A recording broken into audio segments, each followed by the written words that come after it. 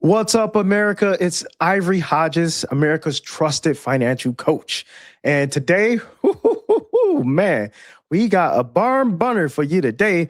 And this one it kind of really hits me at home and it's going to tug at your hearts, but fear not. We'll make this entertaining. We'll make it fun. We'll enjoy ourselves. But this one's titled Life Lessons from Older Americans Who Still Work to Pay the Bills.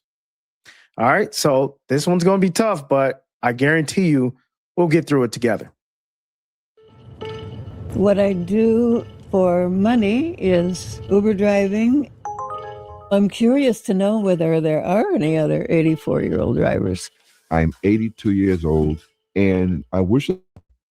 Wait. Whoa. An 84-year-old Uber driver. I mean...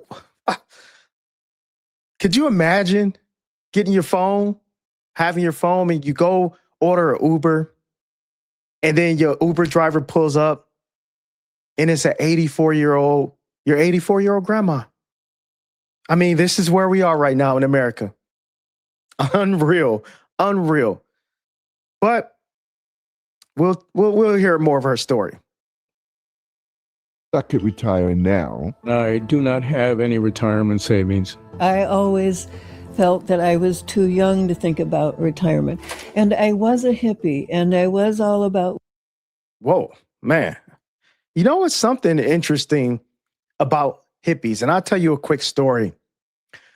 This was back when I was in college. I actually had a friend. She was a hippie, and she was a cool hippie because she would bring us to all the parties. She would invite me out to parties.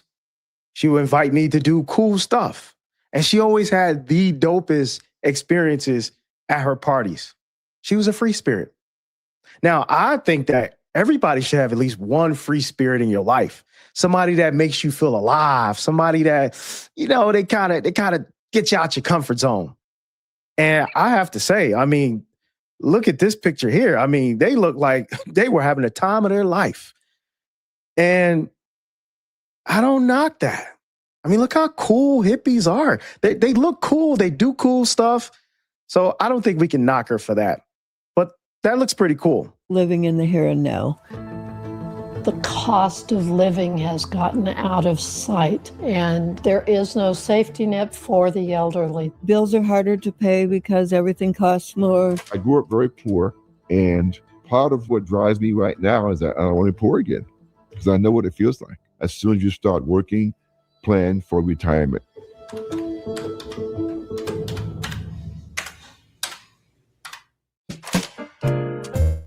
I've worked. Man, you know what? I thought the same thing. That's so good advice. I can't tell you how many times people have told me, Ivory, you know what? I'm 40 years old and I have nothing. Zero. Nilch. Nada. I don't have anything left, or I don't have anything for retirement. Now, these are millennials. These are Gen Z. These are Generation X's. All, just about every client, I wouldn't say every client that I have, but every demographic. I hear this thing. Most people don't have nothing in retirement. Zero. It's kind of scary when you think about it. Nothing. And this is something that we're hearing from our elders. These people are in their 70s and 80s, and they're telling us what life is for them in this time. So I just thought that was interesting. That was really interesting. Since I was 15 and a half, I've been a cocktail waitress. I've driven a catering truck. I've worked in cable TV. I started as a professional drummer.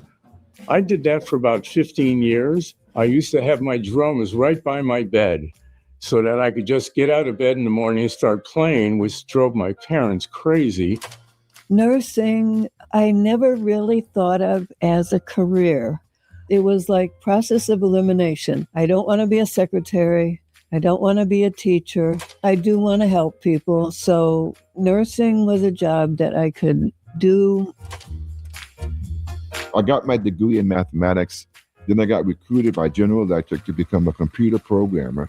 Computer science was a very new field, but it was exciting because we were in such demand that companies would essentially bid for you. Wow. These people, I love our elders. I respect our elders. They actually look pretty sharp. I mean, one guy was playing the drums. I mean, how cool was that? You know, just still playing the drums. They still seem like they got their faculties. They can speak well. They're still moving around, doing different things. I find that actually pretty interesting. And the rate at most of us are going today, I mean, I don't know. I see people in their 50s and walkers and canes and just not as healthy as they can be. So shout out to our elders. Shout out to some of these folks on here because I think that's pretty remarkable. After I left music, I went into healing work. I had a very active practice in Houston. At the peak of my career, I was probably earning maybe $50,000 or $60,000, which isn't a lot of money, but it was enough for me. The peak of my career was my last job. I was vice president of a company that developed advanced communication systems. I earned $115,000 a year. The peak would have been in 2010. I made $100,000 per year. Wow. Wow. This is interesting to me because a lot of them made pretty good money. And we're talking about back in the old days, the 80s, the 90s. How amazing is that?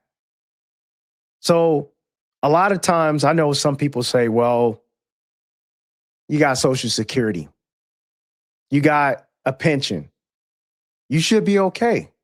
But not understanding that the cost of living is constantly, it's just getting more and more expensive.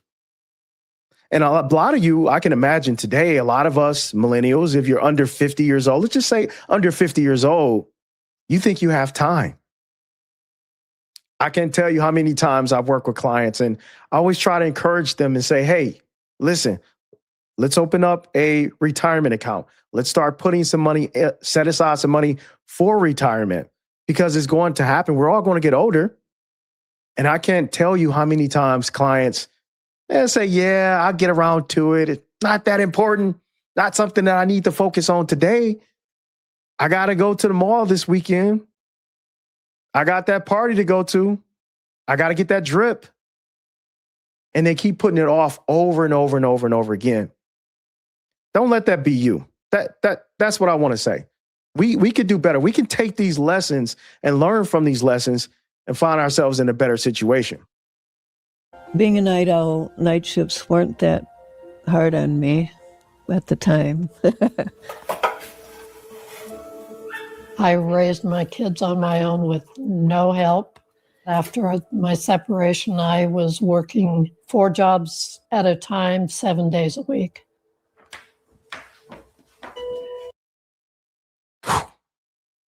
Did she say 4 jobs, 7 days a week, just to cover the bills? Ah, man, that is brutal, brutal. And could you imagine now? I mean, you see people now, you know, they may work a full-time job and they may part-time work Uber or DoorDash or have a part-time job. And it's kind of like, that's where we are right now, where you need multiple streams of income. You have to be making multiple streams of income in order to just survive and do the basics. Not even vacation. Vacation where? This is becoming the norm. And I have to tell you, ain't nobody coming to save you in retirement. Not the government, not your family. I mean, they may help out, but it's kind of like on us to take care of ourselves in our older golden age. It just is. I mean, it just is. So I just think that that's super important. And that's just something I wanted to call out. There he goes. I got laid off, I think, 2 times in my career, and it took me a while to find other employment. So I would draw from that 401k money to support ourselves. Thank you. Turn on more light? Oh, he doesn't need it. In the early 90s, there was a stock market crash. I didn't know what I was doing. I panicked, so I sold all of my stock. I might have a degree in mathematics, but it doesn't mean I'm financially literate. Wow. He said, I may have a degree in mathematics, but that doesn't mean I have a degree in financial literacy. I mean, right now, I feel like this is the time where we are literally getting a masterclass.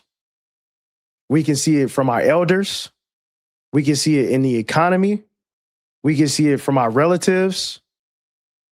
And we have a decision to make. And this gentleman actually really said, hey, I was working, I was making good money, but I wasn't financially literate. I didn't have the game. Now we have so much access to tools and resources today. And he said, hey, I got scared and I just sold my stocks when the stock market dipped. I mean, like, it's kind of unreal. Even just listening to this is like, wow, it's really blowing my mind and really getting me to say, you know what can I do? What can we do better in order to protect ourselves? Because y'all already know how I feel, okay? Corporations, ain't nobody coming to save you. Ain't nobody coming to make sure you okay in your retirement. It's just not going to happen. It's not. So I just find that very interesting. I decided I was going to sell my house and move to Texas. So I did sell the house, and it was right at 2008 or 9. And the people that were buying the house lost their jobs. It fell out of escrow, and I'm still here. I lost all the equity in my house, and it took quite a while for it to come back up. Getting in debt from traveling have set me back.